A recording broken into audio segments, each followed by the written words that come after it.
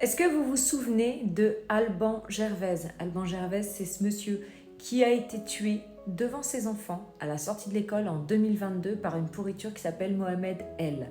Eh bien, figurez-vous que la pourriture qui l'a tué en criant Allahu Akbar ne sera pas jugée.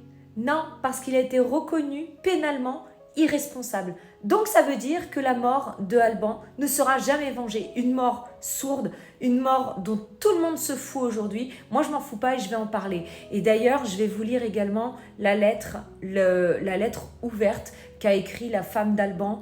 Enfin, c'est déchirant. En fait, donc on a une pourriture, Mohamed El, qui va être soigné à nos frais, qui dans quelques années sera dehors et pourra recommencer à tout moment des dingueries. Et donc, qui ne paiera jamais pour l'odieux assassinat, meurtre d'Alban Gervaise, un père de famille, un innocent, quelqu'un qui n'avait rien demandé. Mais franchement, moi, j'en peux plus de cette justice, en fait. Donc, mais de toute façon, si tu pars de ce principe, ils sont tous complètement barjots. Donc, il faudrait ne pas les juger, non. Remettre la guiguille en place publique. Je vous lis ce qu'a écrit sa femme. Moi, franchement, ça me dégoûte.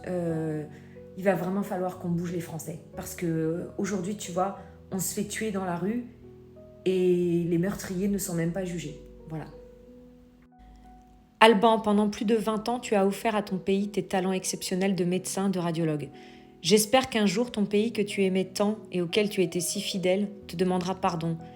Pardon d'avoir permis ton agression pourtant évitable le 10 mai 2022. Pardon d'avoir omis de te rendre hommage à toi, médecin militaire, lieutenant-colonel, professeur agrégé du Val-de-Grâce, père dévoué, citoyen modèle. Pardon d'avoir jugé que mourir agressé à coups de couteau à quelques jours des élections rendait les choses compliquées sur le plan politique. Pardon aujourd'hui de te laisser mourir pour rien. Pardon de ne proposer aucun accompagnement à tes enfants que tu aimais tant pour l'annonce ce soir de l'absence de condamnation de ton meurtrier. Pardon un jour de permettre à ton meurtrier de briser d'autres vies.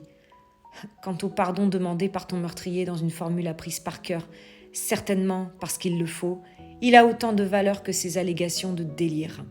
Ton meurtrier dont la mémoire sélective lui permet d'oublier ce qui pourrait le rendre condamnable. Ton meurtrier qui a su faire le choix le 10 mai 2022 de passer à l'acte devant 2 écoles dans le 13e arrondissement de Marseille.